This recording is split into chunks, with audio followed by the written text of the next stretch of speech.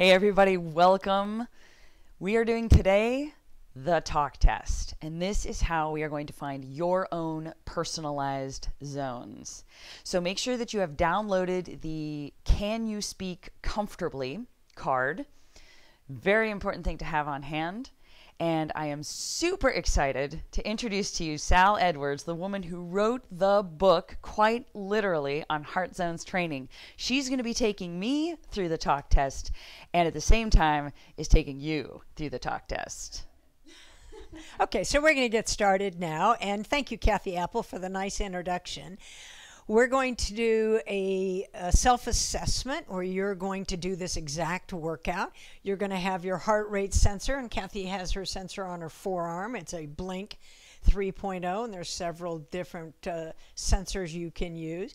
This is the big board, and Cathie's heart rate right now is 82 beats a minute. So she's going to warm up, if you will, to 100 beats per minute. That's her heart contracting, and we are going to do this self-assessment called the Can You Speak Comfortably Foster Threshold Field Test. And I would like to, as she warms up and gets this number to say 100 beats per minute, to explain the title. Can you speak comfortably is a question that I'm going to ask, because this assessment measures, it's a really big word, but ventilatory threshold. And there are two ventilatory thresholds. There's a low one and a high one. And from the assessment, we're going to get the data as she gets to 100 beats a minute. Now, Cathie's really fit, so it's going to take her a bit to kind of, her body doesn't quite respond maybe like yours. You might just start doing your warm-up and fly at a much higher number than 89.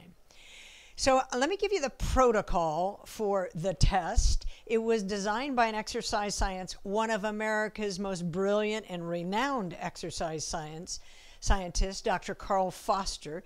He is a university emeritus professor at the University of Wisconsin in La Crosse. He's the past president of the American College of Sports Medicine. So Dr. Foster has been an applied exercise physiologist and researcher. He took a test that you may know as the talk test, and he then converted it to a measurement of your threshold zones. So we're close enough right now for Cathie to start the test, and every 2 minutes she's going to increase 10 beats, and then 2 minutes 10 beats. And a minute and a half into that 2-minute segment, she is going to say a phrase that she has memorized. And one of the best phrases is your national anthem, or in this case, the Pledge of Allegiance. And we're going to practice that right now. Cathie, can you at 103 beats a minute say the Pledge of Allegiance to the flag? I pledge allegiance to the flag of the United States of America and to the republic for which it stands, one nation, indivisible, with liberty and justice for all. Very good. So then I will ask her the question, Cathie, can you speak comfortably? Yes. Then I want you to go up 10 beats. You have 30 seconds right now to go up 10 beats, and there's a timer on her clock. So I will follow her for every 2 minutes. We will go through the protocol as she quickly goes up 10 beats. There are 3 ways to increase heart rate on a bike. Well, actually on most different kinds of exercise. The first one is resistance, the force that you have to apply against the pedals, if you're rowing as you pull, if you're doing an elliptical. The second is body position. So Cathie could stand up, or she could change her body position and put more weight on her legs. And the third is cadence, which is RPM, revolutions per minute. Now, Cathie, I want you to quickly get to, in the first 30 seconds, get to 110 beats. There she's there. And we will be saying the Pledge of Allegiance to the flag in about 30 seconds. And during that time, I want to share with you, I'm going to ask her the question, can you speak comfortably? And there are 3 answers. Yes, I can speak comfortably. Maybe, and that's called but, or yes, but, and the third one is no, I cannot speak comfortably. And she is going to do that because she's going to measure inside herself as she says out loud the Pledge of Allegiance to the flag. Cathie, would you say it? I pledge allegiance to the flag of the United States of America and to the republic for which it stands, one nation, indivisible, with liberty and justice for all. Can you speak comfortably? Yes. Then I want you to go up 10 beats. So in the next 30 seconds, I'm going to ask her to change her body position, her cadence, or her resistance so that she goes to 120 beats per minute. Now you notice that this tile on the big board, that's the name of the display, is the big board. We can have 140 people at one time on our big board, but today we have Cathie because we are doing an assessment for T1, the first threshold, and then T2, which is the second threshold. And we may know that by other names, but in the world of heart zones, a company I founded 25 years ago and developed this method of using zone training. I started historically using maximum heart rate. Cathie, I need this to go to 120 beats. Cathie is so fit. You can just watch that change. The heart zones training method, it was the first zone training when we first said, you know, let's take complicated numbers, let's give them context, and let's put them into zones. So zones are colored, and there is a chart called the threshold chart, and it looks like this. But the colors here are gray because we don't want to let colors get in the way of our assessment. So in 20 seconds, we are going to have Cathie at 120 beats. Now, it's not precise. Cathie, you don't need to be exactly. You can be 2 or 3 heartbeats on each side, but roughly we'd like you every 2 minutes to increase your effort 10 beats. So we're going to start now. Cathie's going to now listen carefully as she says, because she's paying attention to her respiration, her breathing. I pledge allegiance to the flag of the United States of America and to the republic for which it stands, one nation, indivisible, with liberty and justice for all. Can you speak comfortably?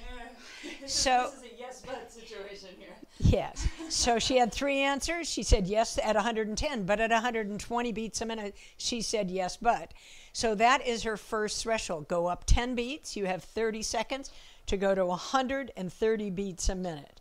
So now we have established her low threshold at about 120 beats a minute. Could be 5 beats less, 5 beats less. And there's several other validation tests that she can take to hone in. But this, the Can You Speak Comfortably Foster Threshold Field Test, has dozens of research in laboratory settings to validate against a metabolic cart. So a metabolic cart is what you put in, you put a mask on your face and you breathe, and it measures your ratio of oxygen to carbon dioxide. That's when we are breathing in oxygen and breathing out carbon dioxide, and there's a ratio, and when that ratio is at a certain number, we know what your ventilatory threshold numbers are. So I've asked Cathie to go to 130 beats a minute. She's got 30 more seconds in her minute and a half before she gives us the pledge. We're going to keep until she says, we're going to keep her going up 10 beats and 10 beats and 10 beats until she says no. I'll ask the question, can you speak comfortably? There are 3 answers: yes, yes but, and no. So when she reaches no, we'll stop. And Cathie is then going to explain to you what her numbers are and what they mean. So she's now getting to 100, and is it 130 or 140 we're going to? It's supposed to be 130. That's what I thought, 130. Okay, that's normal. Don't get, this is, heart rate management is not precise. Okay, Cathie, will you say the Pledge of Allegiance? Pledge allegiance to the flag of the United States of America and to the republic for which it stands, one nation, indivisible, with liberty and justice for all. Can you speak comfortably? Yes, but. Yes, but. We're going to go up to 140 beats a minute. Yes, but means that she's in the zone between the first threshold and the second threshold. And in the threshold method, there are 2 zones, a yellow and an orange. Below that first threshold, there are 2 zones, blue and green. That's called easy exercise when you're in the blue and green zones. When you get to yellow and orange, this is what yellow and orange looks like. Look at Cathie's face. Listen to her respiration. She is not at that point yet where that point which is, I don't want to talk anymore. I just want to focus on my ride, stop the social that happens, and when you reach that point, that's the beginning, the very beginning of T2 and above, which is the red zone. So Cathie has 35 more seconds. She's holding really close to 140 beats a minute. Now, Cathie has the advantage that she has done this test before, so she knows her threshold numbers.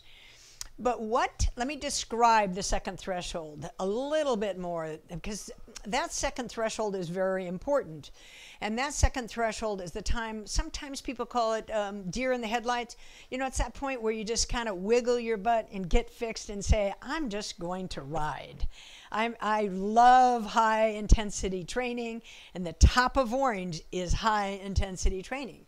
We're now going to do the Can You Speak Comfortably Pledge of Allegiance. Pledge allegiance to the flag of the United States of America and to the republic for which it stands, one nation, indivisible, with liberty and justice for all. Can you speak comfortably?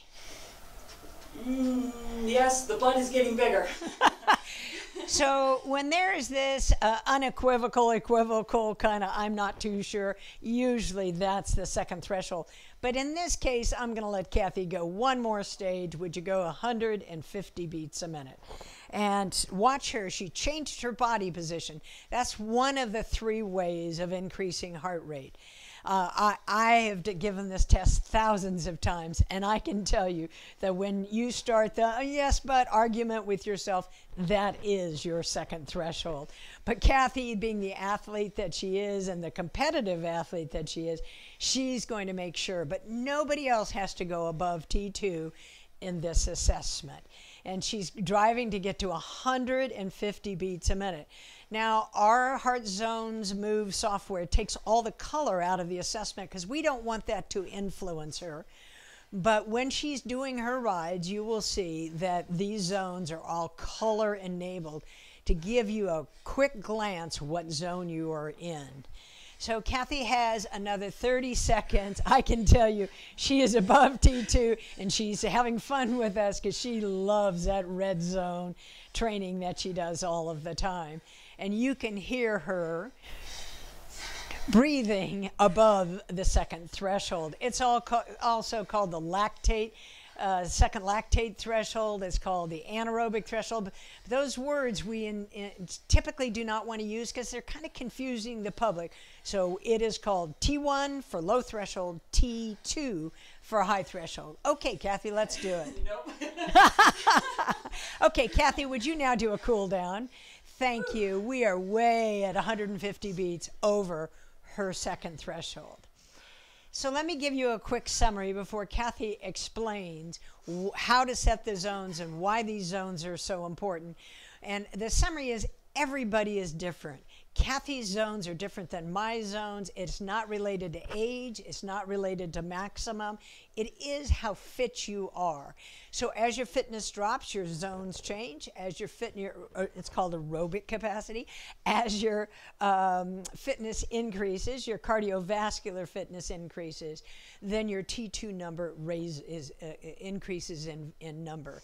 So Cathie's done a really nice recovery. You can watch her heart rate numbers drop. You can do this assessment at home. You can do it at a health club. Just take the little Heart Zones training app and a sensor. That's an iPhone or Android free app. Download it, put on a sensor, and you can find out precisely what your numbers are. Cathie, do you have some comments? Sure. All right, so I haven't done that in a while. That was fun. I hope you enjoyed it too. I hope it gave you an idea for where your personalized zones are. So important with so many formulas out there and theories out there. It's good to know that you have your own personalized zone. And like Sal said, everybody's going to be different. I hit T1 usually about 115, and my husband hits T1 at about 130. It doesn't mean he or I am the fitter one. It's just that's where our heart rates like to settle in. So very, very important. You are not comparing your numbers to anybody's numbers but your own numbers. Super important. One way I like to think about the yellow zone, getting in past that first threshold, that was the first yes but in the threshold test. That's where you're working out. That's where you know it. There's like a little sheen of sweat, and you're breathing a little harder, and you can feel a little bit of a burn. When you get higher into that orange zone, that's where you're not just working out, you're working it. That's where you're focusing. That's where you're really starting to feel that burn. That second threshold, I like to think of, once you hit that second threshold, you're kind of on the clock at that point. Now, depending on your training, you might be able to hang out in that red zone for a long time. But your body has a clock once you get there. And I've also noticed about the red zone that this is where I sort of lose control over my breathing. My breathing is breathing me. I'm not controlling my breathing. I'm just kind of huffing and puffing, trying to keep up.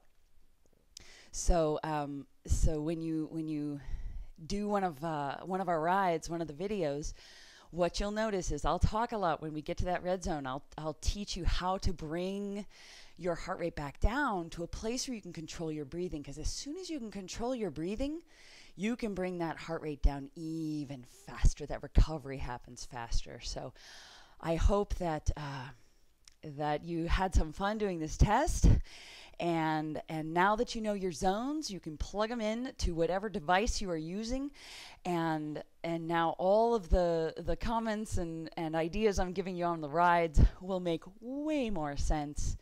And once you have your personalized zones, that's when you can use them to meet your own goals. I'll see you on the next ride.